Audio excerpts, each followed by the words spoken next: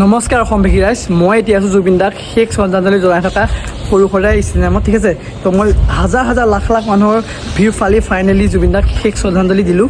আৰু আজি মনটো বেয়াৰ মাজতো বহুত বেছি ভাল লাগিছে, কাৰণ লাষ্ট বাৰৰ কাৰণে জুবিন দাক দেখিবলৈ পালোঁ, ঠিক আছে।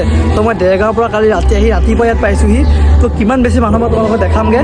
মই এতিয়া ষ্টেডিয়ামৰ ভিতৰত আছোঁ। এই ভিডিঅ'টোৰ যোগেদি মই তোমালোকক দেখুৱাম যে জুবিন দাৰ প্ৰতি সঁচাকৈ আমাৰ অসমৰ মানুহক কিমান বেছি ভাল পোৱা, কিমান বেছি সন্মান, আৰু মানে বহুত বেছি ভিৰ ফালি সৰু ল'ৰা ছোৱালীৰ পৰা বুঢ়া মানুহলৈকে ইমান কষ্টৰে মানে জুবিন দাক এবাৰ চাবৰ কাৰণে গৈছে। আৰু এই ভিডিঅ'টো মই কোনো ধৰণৰ এডিট কৰি ভইচ অভাৰ বা মিউজিক দি আপোনালোকক নেদেখাওঁ, যিখিনি অৰিজিনেল ক্লিপ হয় বা মানুহে কেনেকৈ জুবিন দাক ইমান কষ্ট কৰি শেষবাৰৰ কাৰণে এবাৰ চাবৰ কাৰণে বা শেষবাৰৰ কাৰণে এবাৰ শ্ৰদ্ধাঞ্জলি দিবলৈ গৈছে, সেই ক্লিপখিনি মই তোমালোকক একদম যিখিনি অৰিজিনেল ক্লিপখিনি কষ্টখিনি সেই সকলোখিনি দেখাম। আৰু এতিয়ালৈকে মানে আমি 2-3 ঘণ্টা ধৰি লাইনেই পাতি আছোঁ। বহুত বেছি ভিৰ হয়, মানে বহুত হেঁচা ঠেলা মাজেৰে আহি আছোঁ। আৰু ইয়াৰ পৰা চাগে আৰু 100 মিটাৰমান আছে, আৰু 100 মিটাৰ যাওঁতে মানে আমাৰ 2-3 ঘণ্টা সময় আৰু লাগি যাব।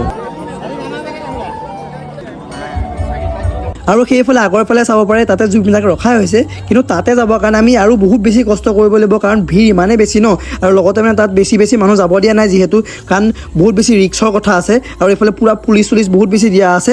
এতিয়া আমি তাত যাবৰ কাৰণে আৰু 2-3 ঘণ্টা সময় লাগিব পাৰে।